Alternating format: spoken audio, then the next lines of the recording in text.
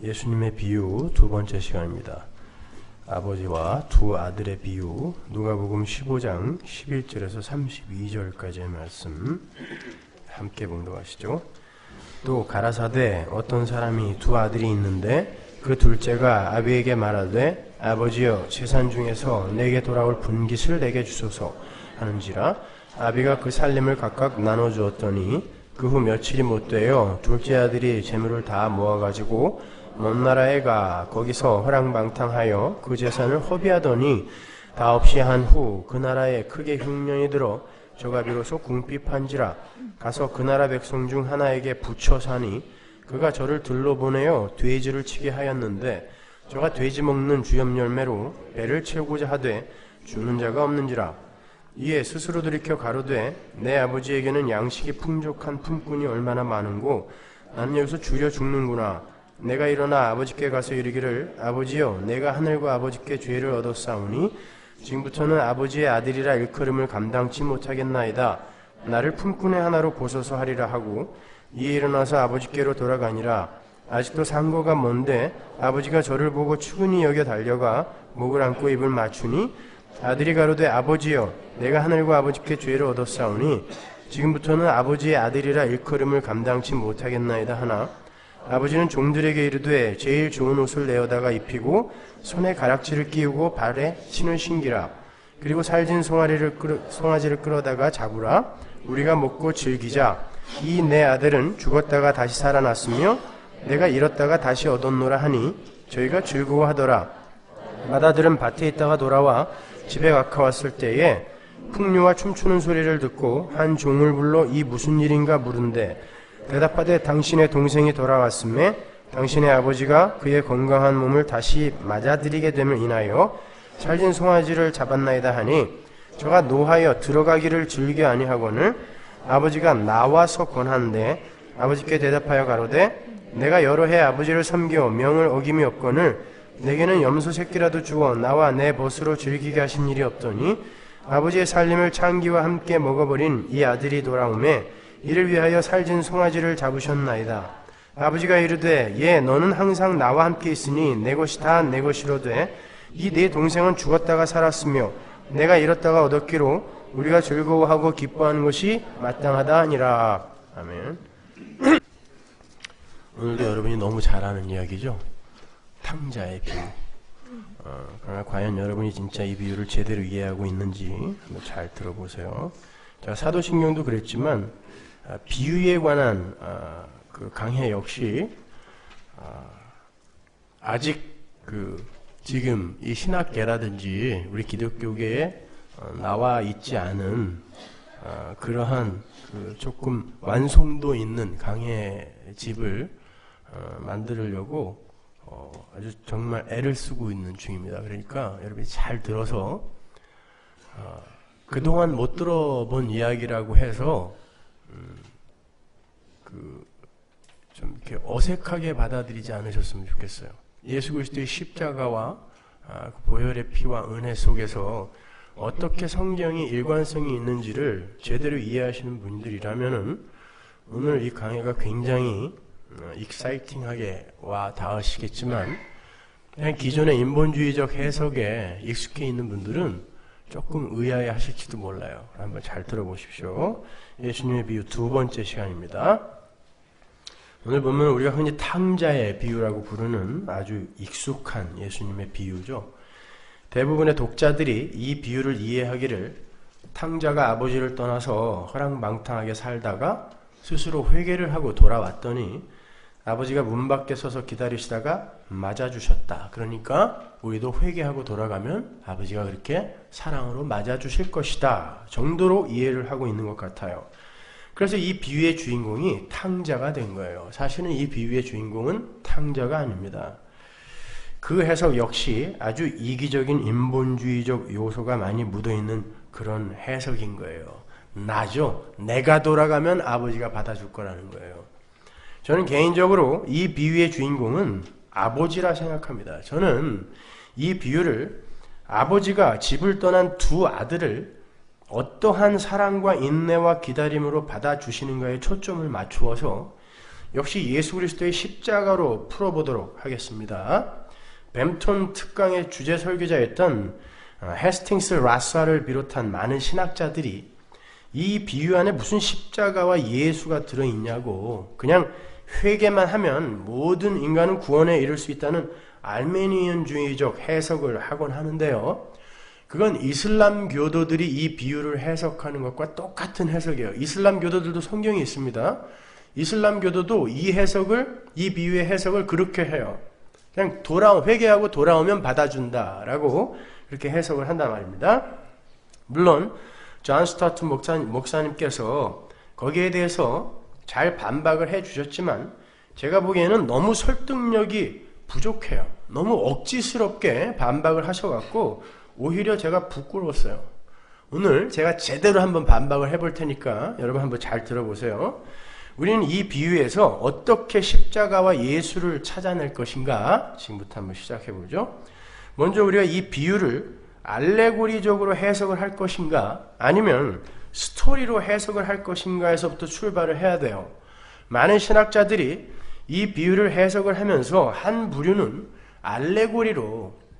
전적인 알레고리로 해석을 해야 한다고 목소리를 높이고 있고 다른 한 무리는 스토리로, 이야기로 해석을 해야 한다라고 주장을 해요. 그리고 거기에 대한 근거로 이런저런 이유를 대고 있는데 저는 그러한 것들을 읽어보면서 이런 논의가 과연 필요할까? 사실상 이런 논의는 아주 무의미하고 소모적인 논쟁이다라는 생각을 했어요. 알레고리적으로 해석을 하던 스토리적으로 해석을 하던 우리는 성경이 우리에게 전해주고자 하는 메시지만 정확히 받아 챙기면 되는 것입니다. 제 개인적인 생각으로 이 비유 안에는 알레고리적 요소와 스토리적 요소가 공존하고 있다고 생각을 해요. 제가 왜 그렇게 생각을 하는지는 오늘 강의가 끝나면 여러분이 자연스럽게 아시게 될 거예요. 그렇다면 이제 이 비유를 올바로 해석하기 위해서 이 비유가 배경으로 삼고 있는 고대 시대의 사회 문화적 배경에 대해서 조금 정보가 있어야 되겠죠. 당시 고대 사회, 특히 유대 사회에는요, 부모가 자식에게 유산을 물려줄 때 큰아들이 항상 동생들의 2배를 받았습니다.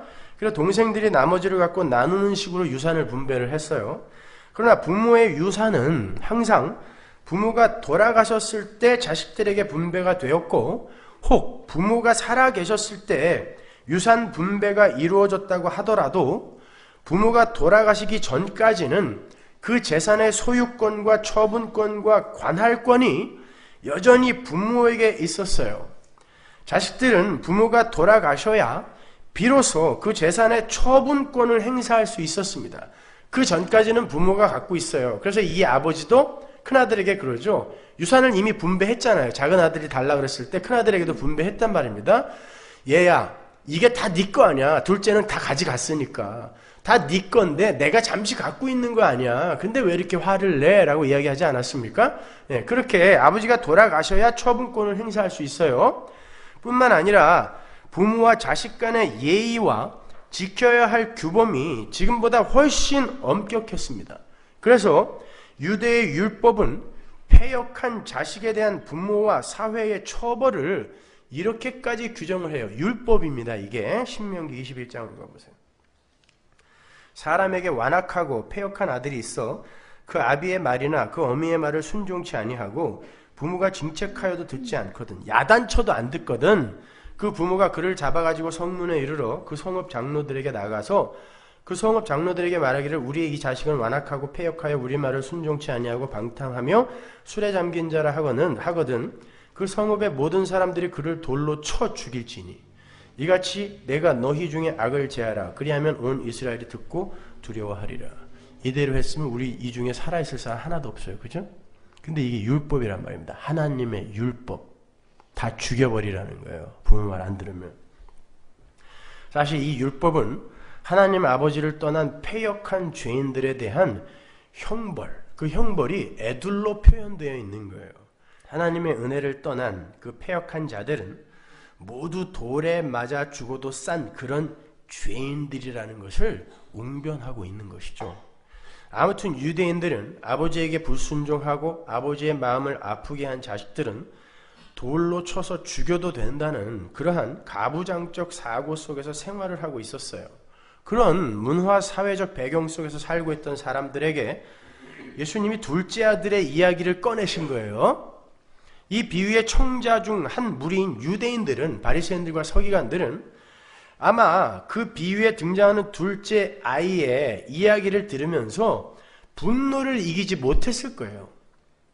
그렇게 철저한 가부장적 사회 속에서 아버지가 아직 시퍼렇게 살아계신데도 불구하고 감히 유산을 청구한 아들, 청구한 정도가 아니라 처분권까지 행사하기 위해서 아버지 몰래 재산을 처분하여 이방 나라로 도망을 간 아들이에요.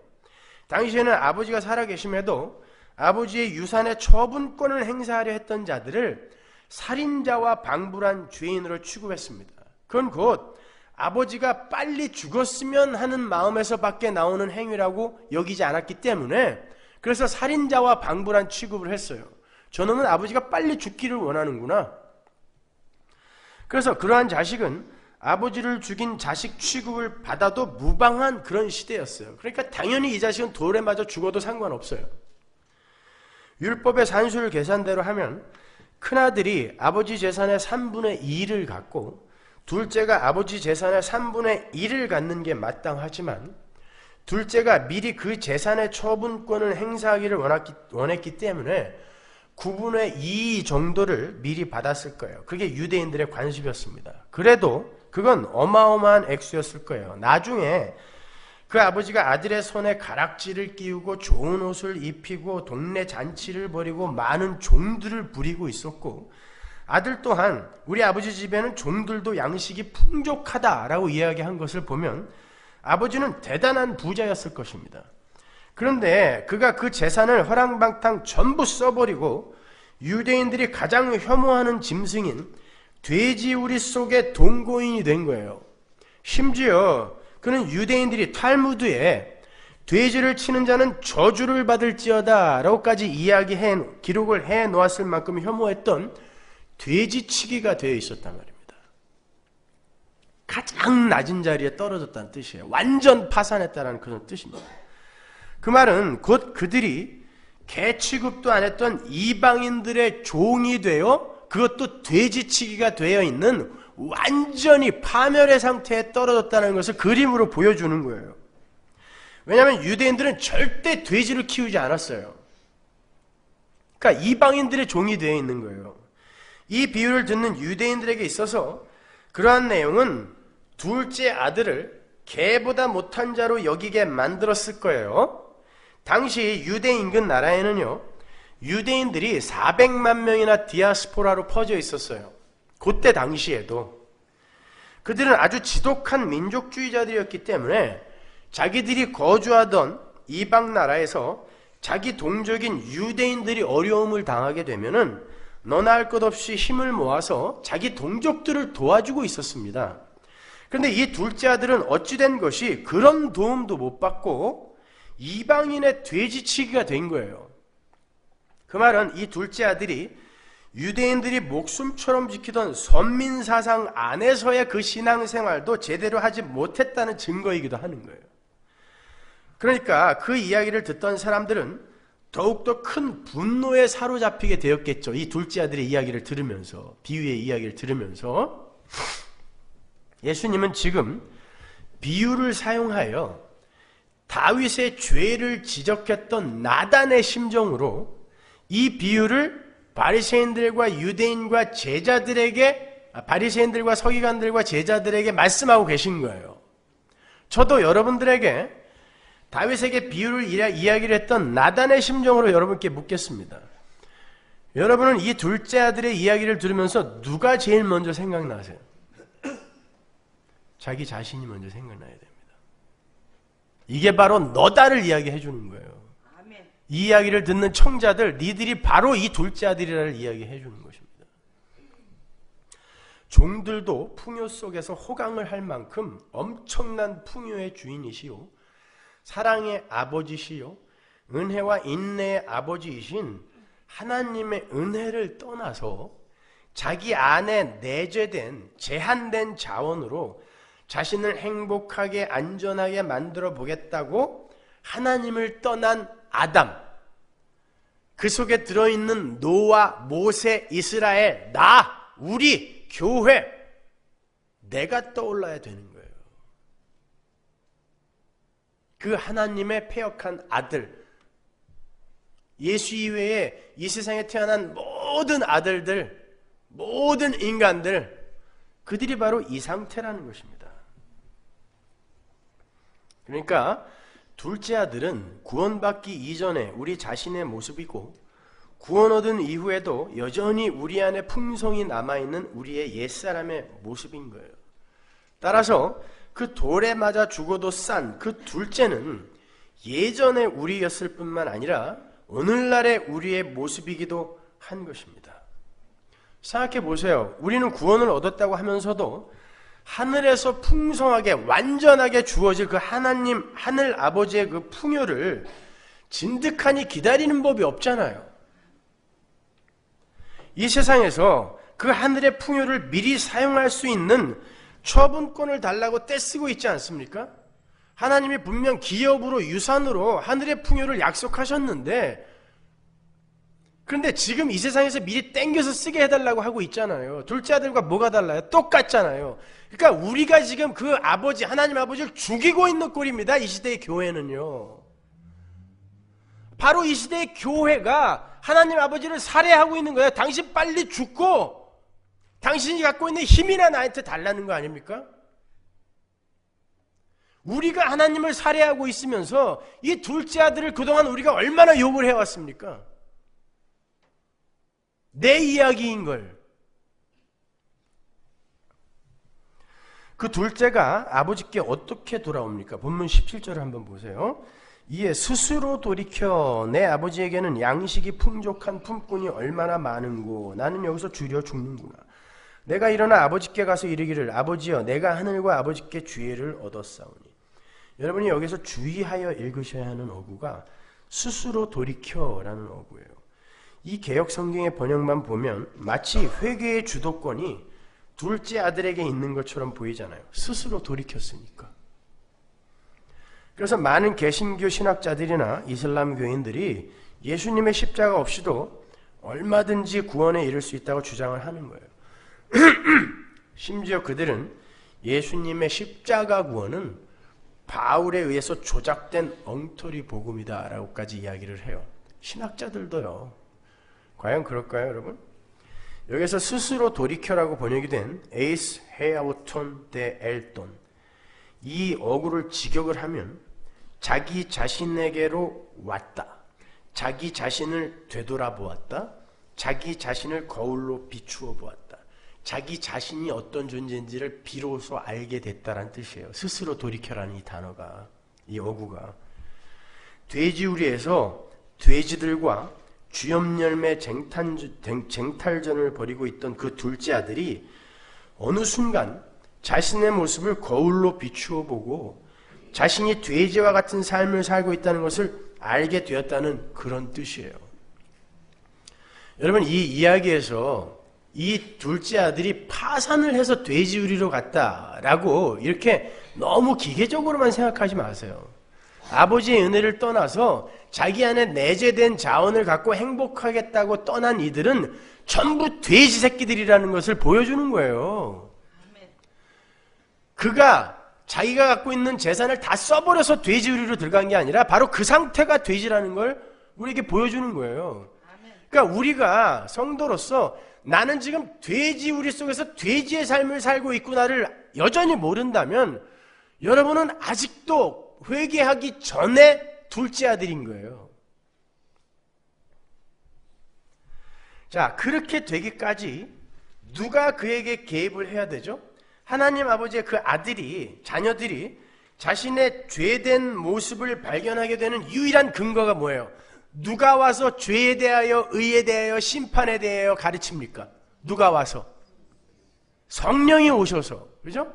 성령이 오시면, 보혜사가 오시면 죄에 대하여, 의에 대하여, 심판에 대하여 가르친다 그랬잖아요.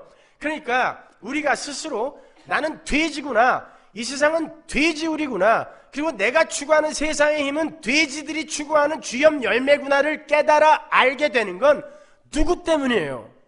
나를 찾아오신 성령 하나님 아버지의 은혜로 내가 그걸 깨닫게 되는 거예요. 그러니까 이가 스스로 돌이켜 자기 자신이 돼지 우리 속에서 돼지와 주염 열매를 다투는 그런 돼지 같은 삶을 살고 있다는 것을 깨닫게 된 것은 아버지의 마음이 그에게 간 것입니다. 그래도 조금 억지 같죠? 제 추론 같지 않습니까? 절대 그렇지 않아요. 오늘 본문은요, 누가복음 15장 전체의 결론 부분이에요. 누가복음 15장은 하나의 주제로 한 가지 이야기를 하고 있는 누가복음의 핵심 장이에요.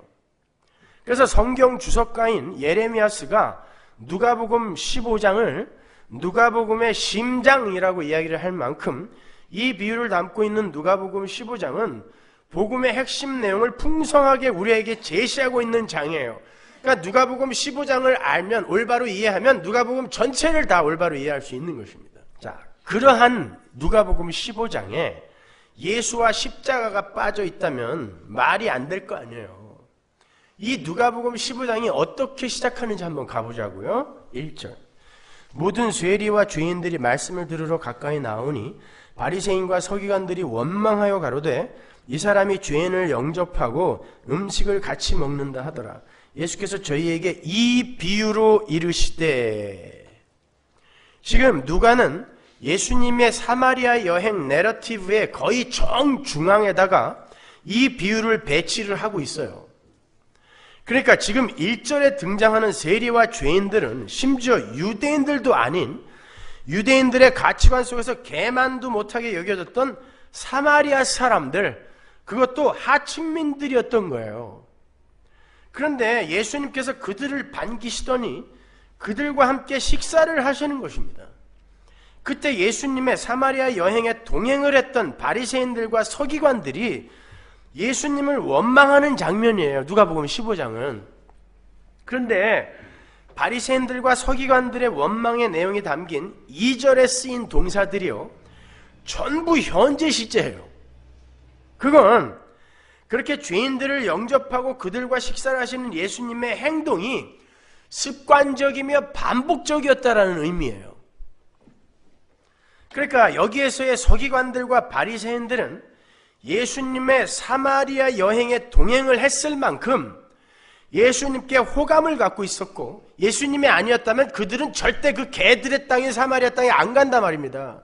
근데 바리새인들과 서기관들이 예수님을 쫓아 사마리아 여행길에 올랐다니까요. 예수님께 호감을 갖고 있었고 쫓았던 사람들이에요, 이 사람들은요. 그리고 배움에 갈급했던, 종교적 열심이 아주 대단했던 훌륭한 사람들이었어요. 유대교의 관점으로 봤을 때. 예수님께서 그들의 불평과 원망을 들으시고는 비유를 말씀하시는데 세 가지 비유를 연달아 붙여서 던지세요. 저는 이 누가복음 15장의 비유를 네 가지 비유로 봐요. 왜 그런지는 제가 조금 이따 설명해 드릴게요. 겉으로 난 비유의 이야기가 이렇게 세 가지로 나눠져 있는 듯 보이니까 제가 일단 세 가지라고 말씀을 드리겠습니다. 제가 지금 말씀드리고 싶은 건 3절에 그 비유라는 단어의 수에 관한 거예요. 여러분, 여기서 이 비유라는 단어가 단수일까요, 복수일까요? 세 가지 이상인데 복수면 제가 안 물어보겠죠. 단수예요. 그러니까 지금 이 누가복음 15장의 이 세 가지 비유는 하나의 비유란 뜻이에요. 따로따로 떨어져 있는 비유가 아니야. 잃은 양의 비유, 드라크마의 비유, 탕자의 비유, 이렇게 나눠져 있는 게 아니라 한 가지 비유라는 거예요. 그래서 단수예요. 이 비유라고 누가가 단수로 썼단 말이에요. 잃은 양의 비유는 100마리의 양 중에서 한 마리를 잃어버린 목자가 나머지 99마리를 버려두고 한 마리를 찾으러 갔다가 와서 찾고는 잔치를 베푼다는 이야기예요. 그리고 두 번째 비유는 10 드라크마를 갖고 있는 아낙네가, 이 10 드라크마는 유대인들 신부가 신랑에게 혼수품으로 받는 거예요. 그래서 이렇게 꿰어가지고 목에다 걸고 다니든지 아니면은 아주 소중하게 이불 밑에다 보관해 놓던지 이랬던 거예요. 그거 잃어버리면 남편으로부터 이혼당할 수도 있어요. 사랑을 잃을 수도 있습니다. 그러니까 소중한 거예요. 드라크마는 사실 큰 돈은 아닌데 하나가 빠져버리면 10 드라크마라는 혼수품 자체가 의미가 없어지니까 죽도록 찾는 거예요. 그렇게 하나를 잃어버렸던 아낙네가 한 드라크마를 잃어버리고는 등불을 켜고 집을 쓸면서 그 드라크마를 찾아갖고는 아주 기뻐한다라는 그런 내용이에요. 첫 번째 비유에서는 양이 100마리예요. 그 중에 하나를 잃었다가 찾습니다. 두 번째 비유에서는 드라크마가 10개예요. 그 중에 하나를 잃었다가 찾습니다. 세 번째 비유에서는 두 아들 중 하나를 잃었다가 다시 찾는 거예요. 이걸 점층적 기법이라고 그러죠. 예수님은 지금 점층적인 수사 기법을 동원해서 양 100마리 중 하나를 잃었다가 다시 찾아도, 신부에게 귀중한 혼수품인 10 드라크마 중 하나를 잃었다가 다시 찾아도 그렇게 기쁜데, 두 아들 중 하나를 잃었다가 다시 찾았을 때 그 아비의 기쁨이 얼마나 크겠는가를 점층적으로 설명하고 계시는 거예요. 짐승, 돈, 사람, 112 이렇게 점층적이며 점강적인 개념과 숫자들을 동원하여 인간의 구원을 향한 하나님 아버지의 깊은 관심과 애정을 설명하고 계시는 거예요. 이렇게 이 세 비유는 한 가지를 이야기하고 있는 건데요. 예수님이 뜬금없이 7절과 10절에서 이 이야기를 회개와 연결을 시키세요. 볼까요? 내가 너희에게 이르노니 이와 같이 죄인 하나가 회개하면 하늘에서는 회개할 것 없는 의인 99을 인하여 기뻐하는 것보다 더하리라. 10절 내가 너희에게 이르노니 이와 같이 죄인 하나가 회개하면 하나님의 사자들 앞에 기쁨이 되느니라. 잃어버렸던 양 한 마리 찾았어요. 한 드라크마 잃어버렸던 거 다시 찾았어요. 주인이 찾은 거죠. 드라크마가 나 좀 찾아주세요 그럴 일 없잖아요. 양이 주인님 나 여기 있어요 이랬을 리 없잖아요. 주인이 찾아다녔고 아낙네가 찾아다녔어요. 주인이 찾아서 데리고 왔는데 그걸 예수님이 회개라고 이야기한단 말입니다. 그러니까 이게 이제 한 비유예요. 회개란 무엇이다? 내가 죄 지은 거 몇 개 내어놓고 내 탓이요 하나님 내가 이런 잘못했어요 저런 잘못했어요 이게 회개예요? 그럼 반성이에요. 회개의 주도권은 우리에게 없습니다. 회개의 주도권은 찾는 이에게 있는 거예요. 그걸 말하고 싶은 거예요. 미리. 그래서 드라크마의 비유, 잃어버렸던 양의 비유에서 이 회개의 개념을 일단 명확히 해놓고 들어가시는 거예요. 그리고 이어지는 게 오늘 우리가 공부하는 비유인 것입니다. 그리고 거기에 똑같이 회개하는 어떤 자가 등장한단 말이에요. 그러니까 우리가 위에 두 비유에서 회개란 이런 것이다 이미 알았으니까 이 탕자의 회개 또한 아버지의 마음이 그에게 가서 그를 찾고자 하는 아버지의 마음이 그를 돌렸구나라는 것을 우리에게 알게 하는 거예요. 그래서 한 비유예요. 조금 전에 살펴봤던 스스로 돌이켜 에이스 헤아오톤 데 엘톤이라는 이 어구는요, 히브리어와 아람어에서 회개를 표현하는 방식으로 쓰였던 어구예요. 그러니까 돼지우리 속에서 돼지된 자신의 모습을 올바로 인식하고 자각하게 된 둘째 아들에게 어떤 일이 일어난 거예요? 찾아짐의 사건이 일어난 거예요.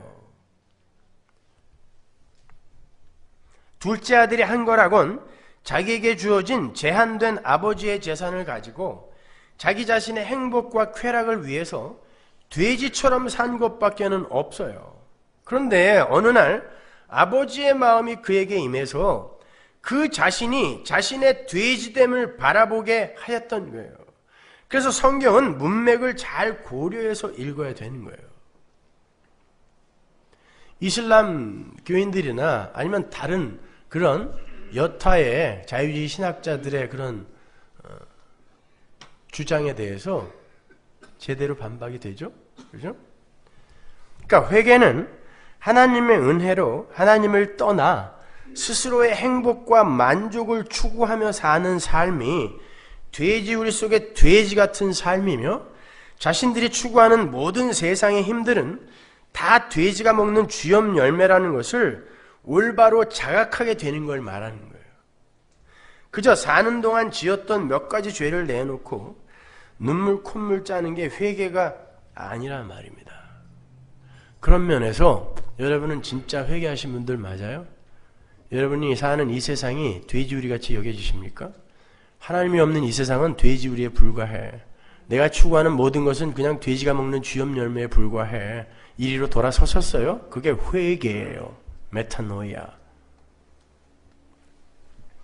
예수님은 유대인들이 개 취급도 안 했던 사마리아 땅에서 자신을 찾아온 세리와 창기들과 죄인들을 둘째 아들 속에 넣어서 바리새인들과 서기관들에게 제시하고 있는 거예요.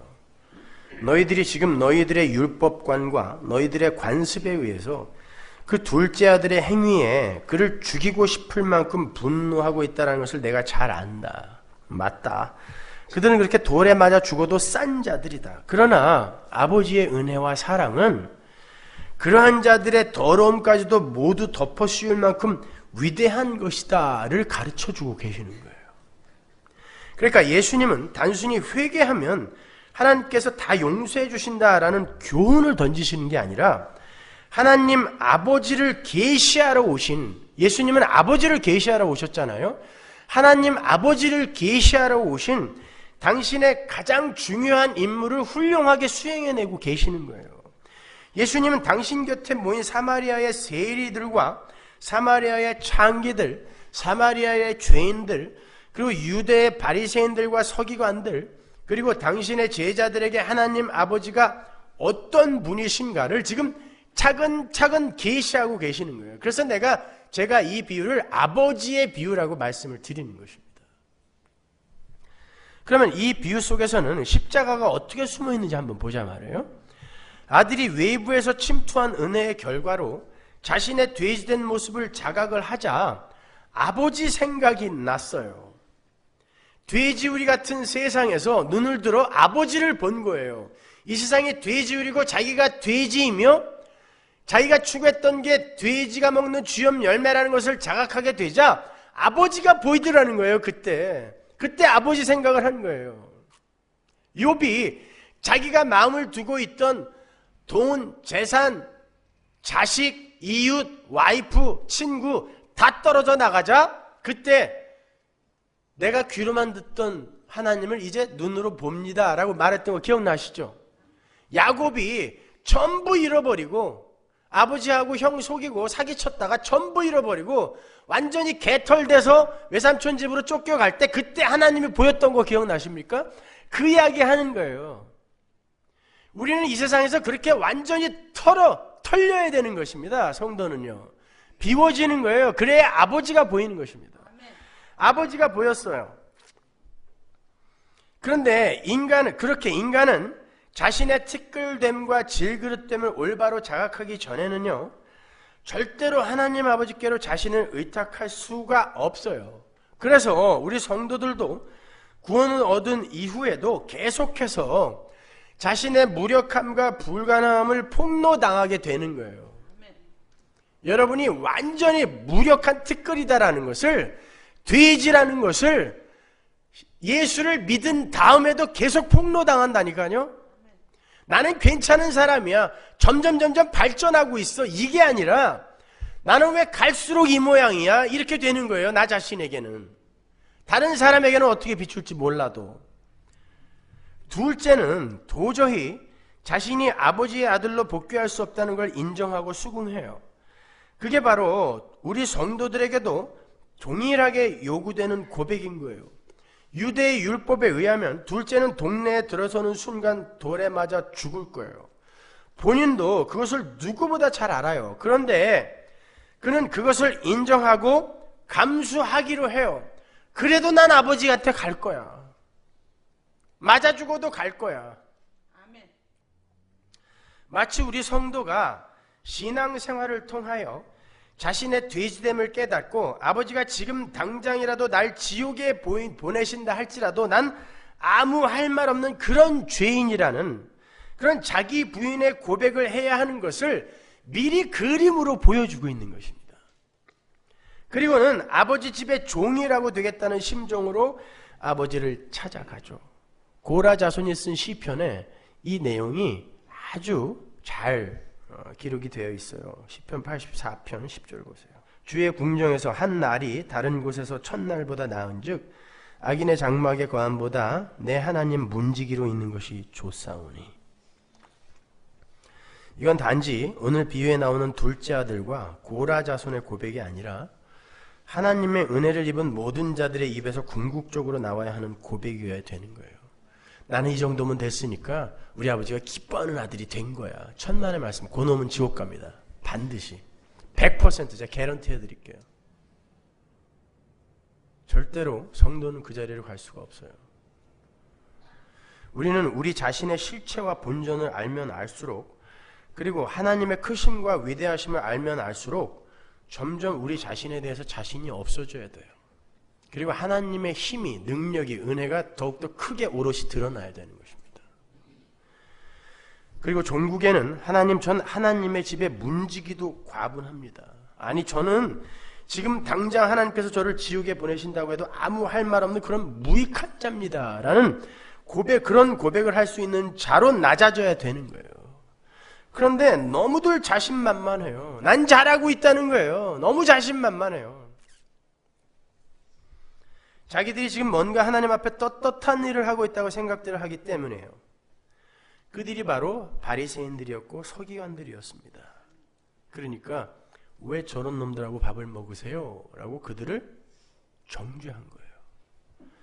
자취하고 그렇게 아들이 자신의 실존을 처절하게 깨달은 뒤에 돌에 맞아 죽을 각오를 하고 아버지께 돌아가요. 그런데 아버지가 문 밖에서 그 아들을 기다리고 계시다가 상거가 아직 먼데, 굉장히 먼 거리란 뜻인데요. 아직 먼데 뛰어나가 그 아들을 맞이해요. 당시 유대 사회에서는 우리 조상들과 마찬가지로 어른이 경박스럽게 뛰는 건 아주 천박한 일로 간주가 되었어요. 그런데 아버지가 아들을 확인하자마자 냅다 뛰신 거예요. 왜 그랬을까요? 단지 반가워서가 아닙니다. 제가 그보다 먼저 둘째가 아버지가 사는 동네로 돌아갔다는 예수님의 말씀을 들은 바리새인들과 서기관들이 어떤 장면을 기대하고 있었을까를 여러분께 한번 묻고 싶어요. 이 둘째가 난 아버지 집에 종이 돼도 좋으니까 갈래. 그리고 동네에 딱 들어서자마자 어떤 일이 일어났을 것 같으세요?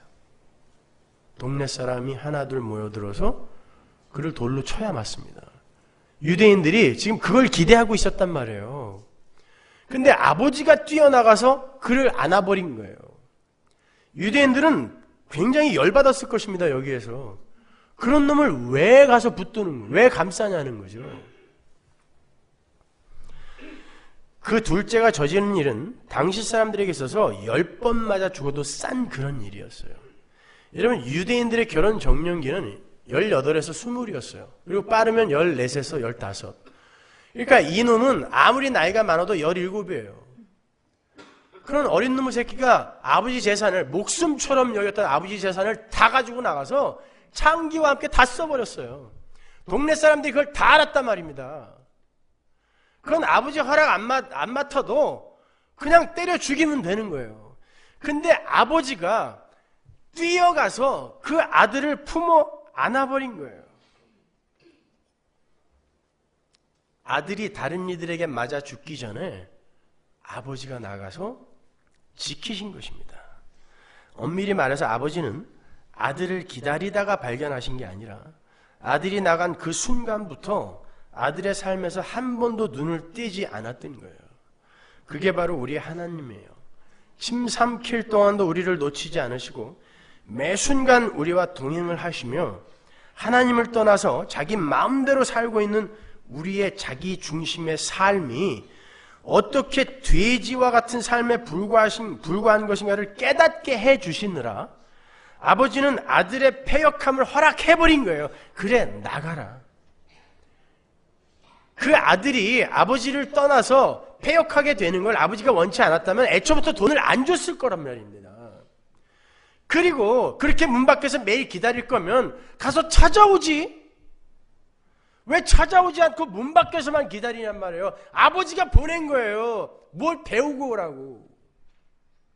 아버지의 은혜를 떠난 자들은 어떻게 살게 되는지, 그 종국이 어떻게 되는지를 배우고 오라고 아버지가 보낸 거예요. 하나님의 완성된 교회를 이 땅에, 이 이방 나라에 나그네로 왜 보내셨는지 아세요? 이 돼지우리 같은 지옥에 아버지의 은혜를 떠나서 지 스스로 하나님처럼 살겠다고 하는 인간들이 내놓는 결과물이 어떤 건지 보고 배우라고. 나중에 여러분이 하나님 나라 갈 때 그 아버지가 맨발로 뛰어나올 거란 말입니다. 여러분의 인생은 바로 그게 목적인 거예요. 그런데 여기서 아버지 유산 다 뺏어갖고 왔으면서 아직 남아있는 거 더 달라고 발광들을 하고 앉아있는 거예요. 그거 더 달라고. 당신은 죽든 말든 난 아무 상관 안 할 테니까 천국에 가서 당신 없어도 돼. 그렇지 않아요? 천국 가면 하나님 꼭 있어야 돼요? 하나님을 모르잖아요. 그 하나님이 뭘 그렇게 여러분에게 사랑과 은혜를 부으셨습니까? 모르시죠? 배워본 적이 없는 거예요. 이 시대의 교회는요. 그러니까 천국에는 하나님이 없어도 돼요. 내가 원하는 것만 있으면 되는 거예요.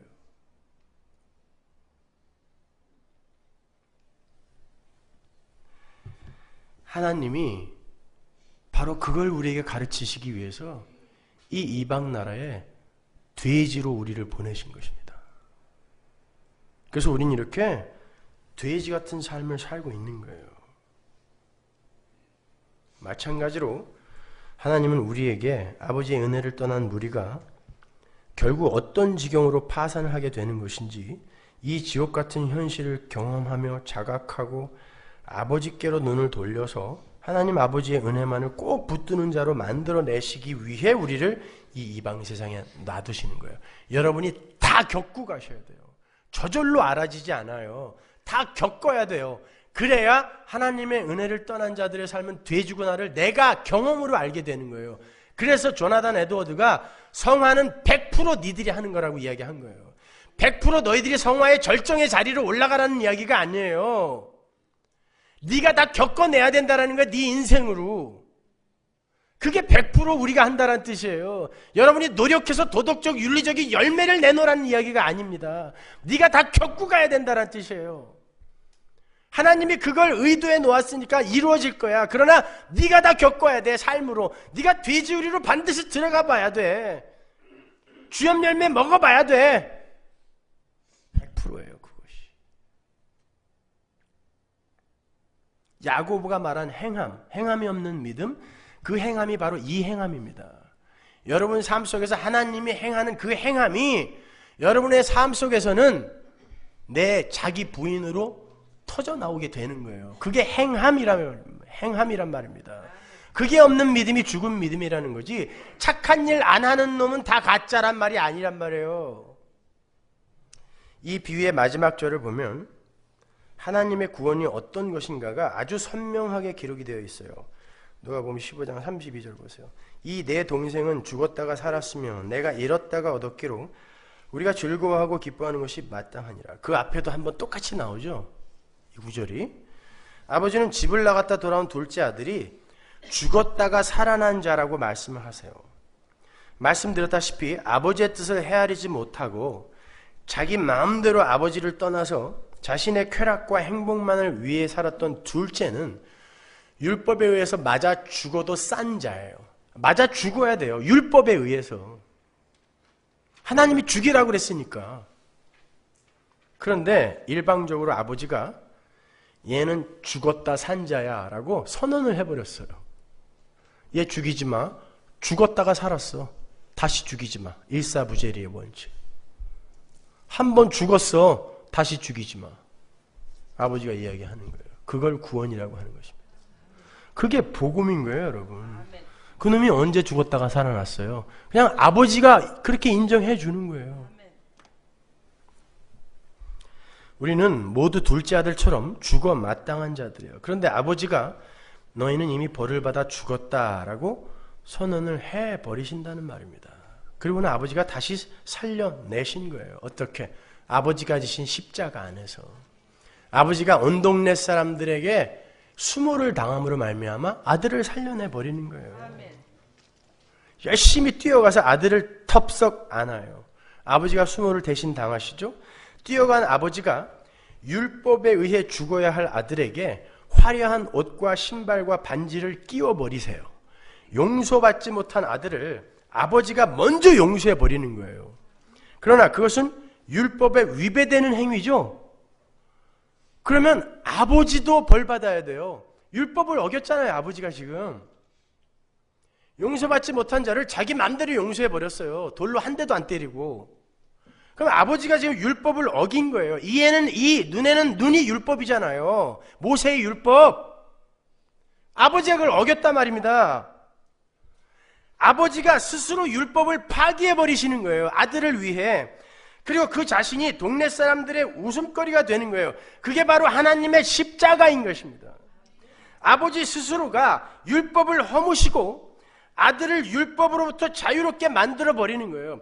하나님의 공의는, 율법은 우리 죄인을 전부 죽여야 돼요. 그게 하나님의 공의예요. 율법이에요. 그런데 하나님인 아들이 율법을 어겨버리는 거예요. 안 죽여요. 그리고 자기 율법을 어긴, 자기가 구원해낼 하나님 나라의 백성들을 위해 자기가 율법을 어겨버린 그 형벌을 자기가 받아요. 사형 언도를 받고 죽습니다. 그게 복음입니다. 그걸 구원이라고 하는 거예요. 여기에 십자가가 없단 말입니까? 그래서 예수님도 우리에게 기도를 가르쳐 주시면서 우리가 우리에게 죄 지은 자를 사하여 준 것 같이 우리의 죄를 사하여 주옵시고 라고 기도를 하신 거예요. 주기도문 강의 때 우리 자세히 공부했죠.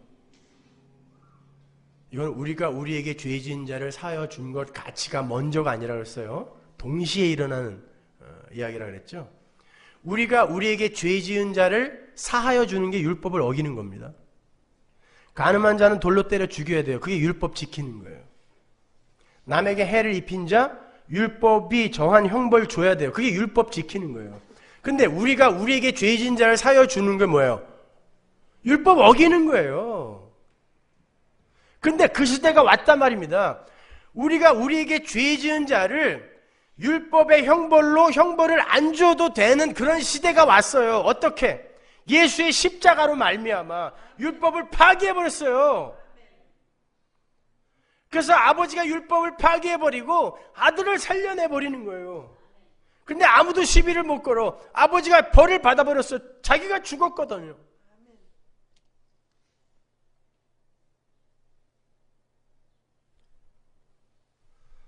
여러분, 이게 감격스럽지 않습니까?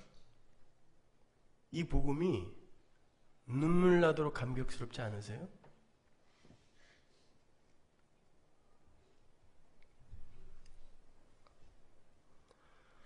예수님이 우리의 죄가 되셔서 스스로 심판과 정죄를 받아버리셨어요. 그래서 우리는 돌에 맞아 죽어야 마땅한 죄가 이렇게 버젓이 우리 안에 여전히 있는데도 용서를 받아버린 거예요.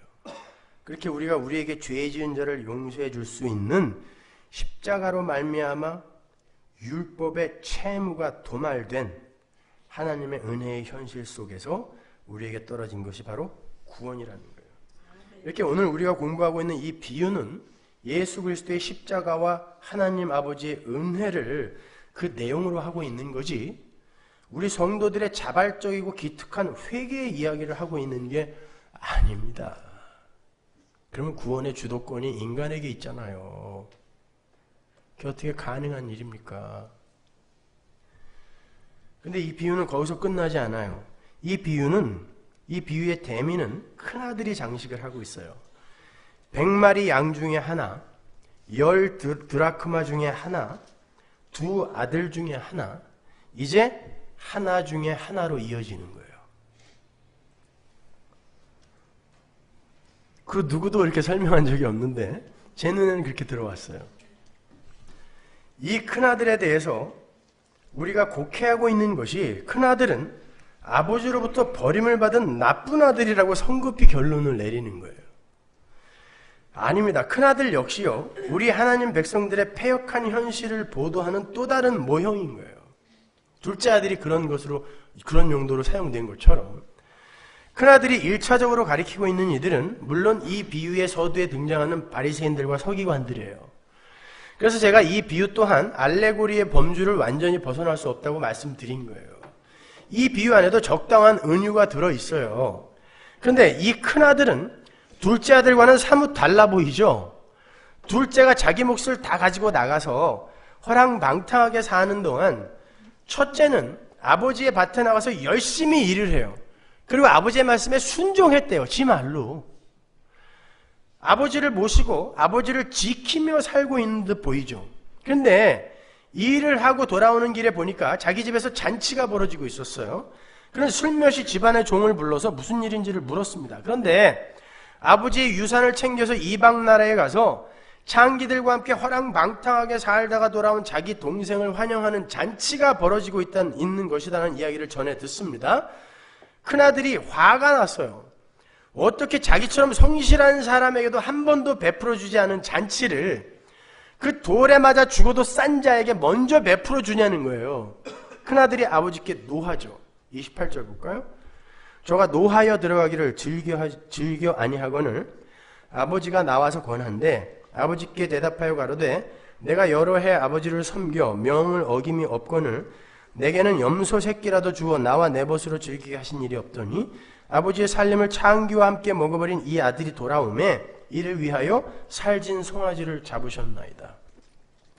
큰아들이 노해서 집에 돌아오지 않자 아버지가 작은 아들을 맞이하실 때와 똑같이 또 문 밖으로 나오세요. 너무 불쌍하지 않아요? 그게 우리 하나님의 사랑입니다. 아버지가 또 문 밖으로 나와요. 그리고는 그 아들에게 잔치자리로 들어오라고 권하세요. 28절에 권하다라고 번역이 된 파라칼레오라는 단어는요, 어디서 많이 들어본 것 같죠? 파라클레토스, 보혜사, 성령. 같은 뿌리의 단어예요. 왜 예수님이 여기서 일부러 그런 단어를 썼을까요? 초청하다, 위로하다 이런 뜻인데 예수님은 여기에 파라칼레오라는 단어를 쓰심으로 해서 아버지가 큰아들을 잔치자리로 초청하는 장면을 성령의 초청과 위로와 연결을 시키고 계시는 거예요. 그래서 제가 결론도 나지 않은 이 비유의 이야기를 우리가 섣불리 추론하여 큰아들은 그냥 그렇게 버려졌을 거야 라고 추측하지 말자라는 거예요. 이 누가복음 15장의 비유의 전체 내용은 잃었던 게 돌아온 거란 말입니다. 큰아들만 잃어버리지 않는단 말이에요. 돌아오는 거예요. 아버지가 어떤 분인지를 알려주는 거라니까요. 그러니까 돌아온 거여야 맞아요. 이 비유가 결론을 우리에게 넘겨주고 있는데 우리는 이 전체 문맥을 통하여 아버지는 이런 분이니까 이러한 자들 또한 아버지가 반드시 완성해 내시겠구나. 왜? 내 안에 큰아들이 있거든요. 이 큰아들이 버려졌으면 나는 죽어야 돼요. 우리 다 죽어야 돼요. 내 안에 큰아들이 있으니까. 그래서 제가 이 누가복음 15장의 비유를 4가지로 나눠버린 것입니다. 큰아들이 가장 중심되는 주요 인물이에요. 여기에서. 제일 악한 인간이거든요. 이것이. 위장된 성실을 내어놓는 자기 의에 빠진 경건병이라는 것에 빠진 가짜. 그게 우리 안에 있단 말입니다. 여러분, 인간이 하나님의 은혜를 떠나서 자신에게 내재된 제한된 자원으로 이 세상에 힘을 쌓아서 스스로가 만들어 놓은 세상적 유토피아에 도달하려 할 때 나타나게 되는 현상이 어떤 모양으로 나타나게 되는지 아세요? 그 첫 번째가 둘째 아들처럼 완전한 파산의 상태로 떨어지는 거예요. 이 세상 그 누구도 하나님 없이 이 세상 것들로 참 만족과 참 행복을 누리며 살 수 없어요. 인간들은 늘 부족함에 시달리고 늘 공허와 심심함에 안절부절하죠. 그게 돼지우리 속의 탕자인 거예요. 모든 인간이 다 심심해요. 아닌데요, 나 심심할 겨를이 없는데요, 일하느라고. 여러분, 일 왜 하는 줄 아세요? 심심해서 하시는 거예요. 이 심심함이라는 걸 국어사전의 개념으로 이해하시면 안 돼요. 공허해서 일하는 거예요. 왜 사람들이 빨리 조기 은퇴하면 일찍 죽는지 아십니까? 심심해서 죽는 거예요. 공허함을 어떻게 견딜 수가 없어서. 그게 돼지우리 속에 있는 탕자예요. 그런데 그렇게 여전히 자신의 힘을 부인하지 못하고 스스로를 신뢰하며 자기 자신만을 위해서 사는 이들에게 종교심이라는 게 가입을 하게 되면 그게 위장된 성실이라는 것으로 드러나요. 여전히 자기 자신이 삶의 중심이에요. 아버지의 영광이 자신의 영광이 되고 아버지의 기쁨이 자신의 기쁨이 되는 그러한 하나님의 자녀의 삶이 아닌 자기 자신의 필요에 의해서 아버지의 말을 들어주는 척하는 위장된 성실. 그들이 원하는 건 이 세상 속에서 자기 자신의 가치를 향상시켜주는 절대자의 도움과 힘이 필요한 거예요. 내가 종교 행위를 열심히 해서라도 다른 사람들에게 인기 있고 존경받는 사람이 돼야지 이게 위장된 성실이에요. 큰아들이에요, 그것이. 그래서 그들은 자기가 원하는 것을 얻어내기 위해서 성실하게 행위라는 것들을 내어놓아요. 개혁을 외치는 혹자들이 자기들처럼 깨끗하게 살지 못하는 자들을 마치 개 취급하는 경우 보시죠. 니들은 왜 우리처럼 못 살아? 그러면서 막 때리잖아요. 큰아들이라니까요. 그들은 하나님의 은혜가 아니면 자기들도 돼지에 불과한 존재라는 것을 인정 안 하는 거예요. 그러니까 남들을 가리켜 마구 질타를 할 수 있는 것입니다. 니들은 왜 우리처럼 깨끗이 못 살아? 왜 니네 교회는 재정이 투명하지 못해? 왜 니네 교회는 이래? 왜 니네 교회는 이렇게 바르지 못해? 이게 다 뭡니까? 나는 큰아들이야. 너 왜 둘째 아들처럼 그렇게 살고 있어? 그놈이 더 나쁜 놈이라니까요.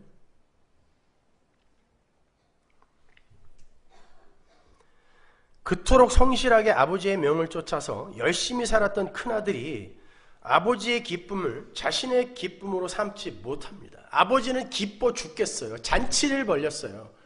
그런데 큰아들은 화가 났습니다. 이게 아버지의 마음을 헤아리는 자녀의 삶입니까? 그렇게 무언가 보상을 바라고 성실하게 일하는 사람을 성경은 종이라 그래요. 종. 29절에 섬겨라는 단어가 나오죠. 내가 아버지 섬겼잖아요 할 때 섬겨. 그 단어가 둘류예요. 둘류. 둘로스. 그 단어와 뿌리가 같은 단어예요. 종으로 섬겼어요 라는 뜻이에요. 스스로 그렇게 이야기하고 있어요. 나는 종처럼 섬겼어요. 왜 나에게 보상 안 해주세요? 이야기하는 거예요. 종처럼 섬겼어요. 왜 보상 안 해주세요?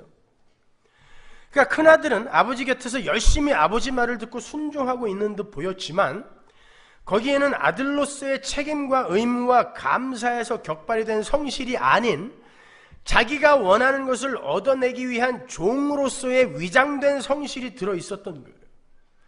그건 아버지의 마음을 알고 아버지의 뜻에 순종한 것이 아니라 아버지가 가진 어떤 것을 얻어내기 위해 이를 악물고 해낸 포장된 악이었던 거예요. 새벽기도 나오기 싫어 죽겠는데 혹시 하나님 삐질까봐 100일을 이를 악물고 나왔어. 나중에 하나님이 더 미워졌어. 그건 벼른다라고 하는 거예요.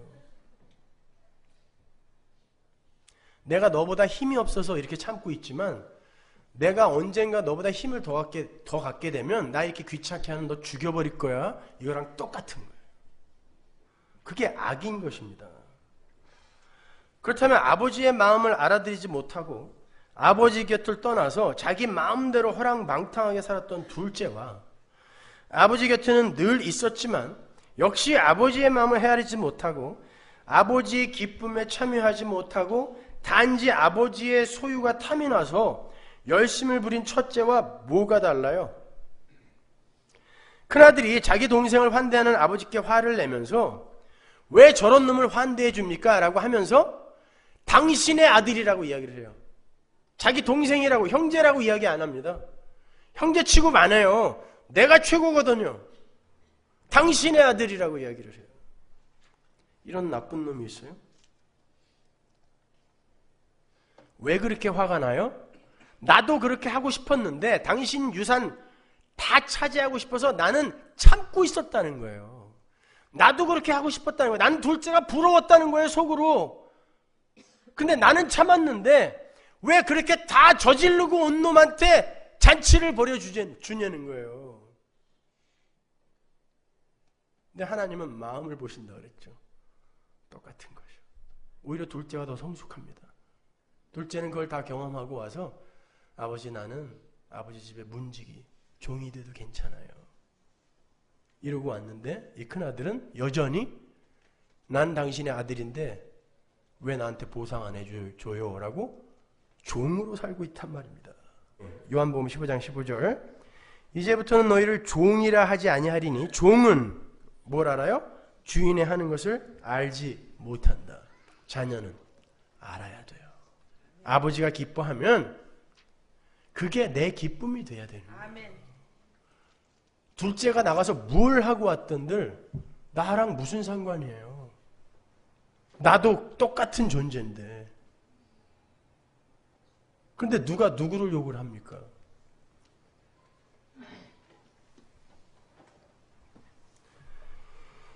여러분, 이 큰아들은 마을 사람들 앞에서 아버지를 모욕했어요.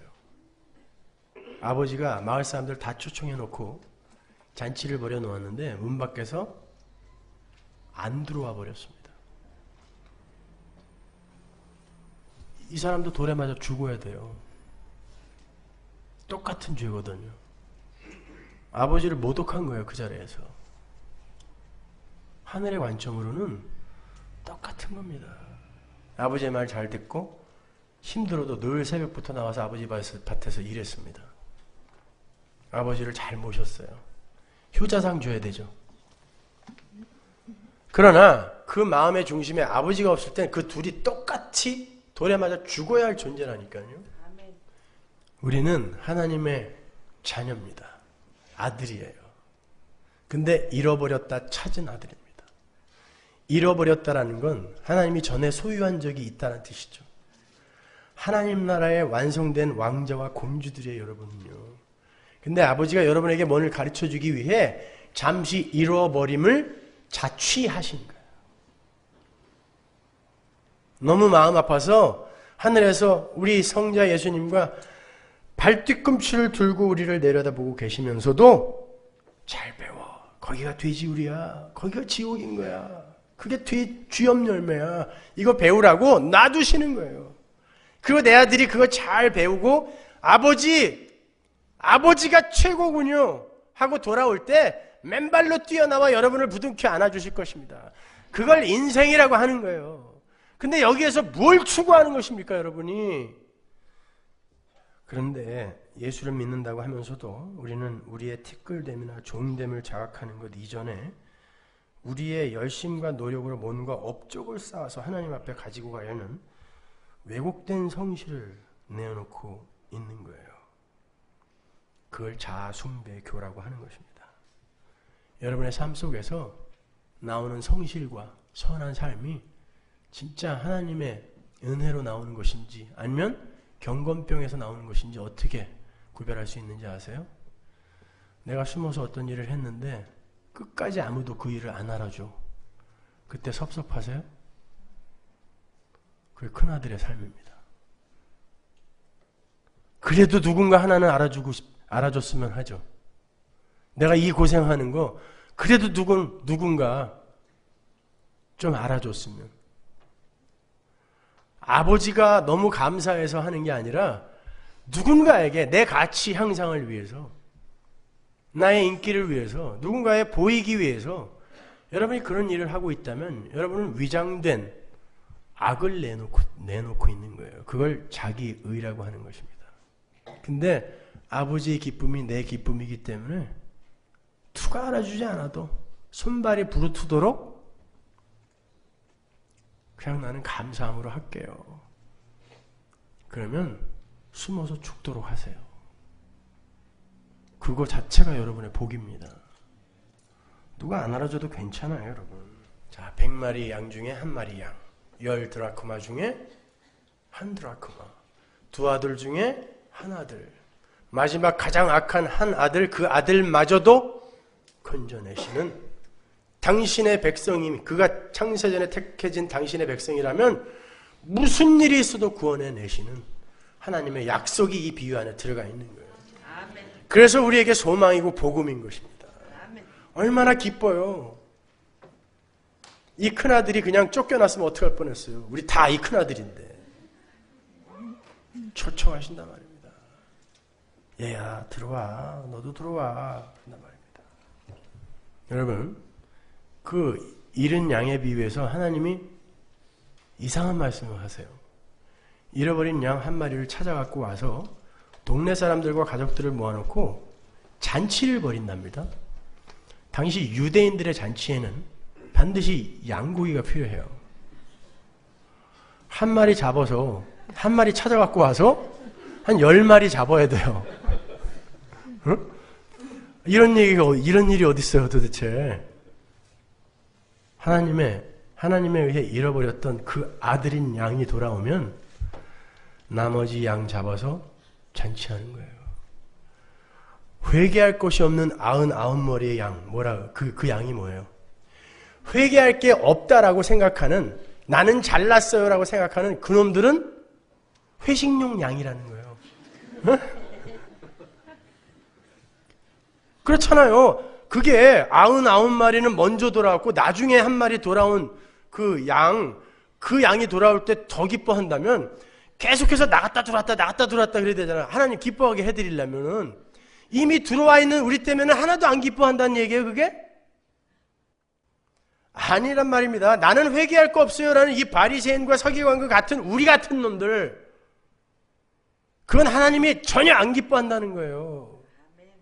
내가 돼지인 줄을 알고 아버지 꼭 붙들고 절대 안 떨어질 거야 하고 꼭 붙어있는 그 양이 돌아오는 것만 기뻐하는 거예요.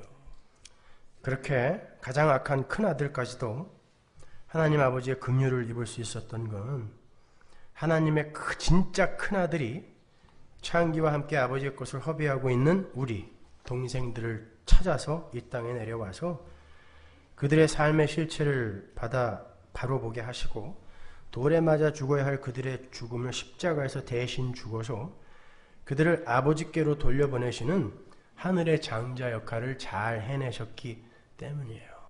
장자들의 총회는 하늘 장자들의 총회인 거예요.